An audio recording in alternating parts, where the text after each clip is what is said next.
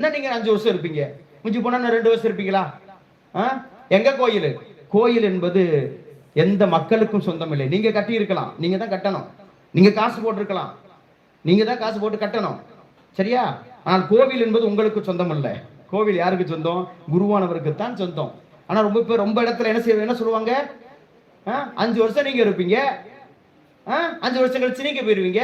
இவர் என்ன இதை மாத்துறாரு, அதை மாத்துறாரு, அதை செய்யறாரு, இதை செய்யறாரு. ஒரு குருவான ஒரு பங்கு தந்தை அந்த பங்கு தந்தையாக நியமிக்கப்படுகிற பொழுது அவர் கரங்களிலே எது கொடுக்கப்படும் தெரியுமா? எது கொடுக்கப்படும்? நற்கருணை பெட்டியினுடைய சாவி கொடுக்கப்படும். அதுதான் காரணம். இந்த ஆலயத்தின் அனைத்து ஆன்மீகமும் இந்த ஆலயமும் குருவானவருக்கு சொந்தம் என்பதின் அடையாளம். நற்கருணை பெட்டிதான், நற்கருணை தான் அந்த ஆலயத்தின் மையம், நமது வாழ்வின் மையம், வழிபாட்டின் மையம். எனவே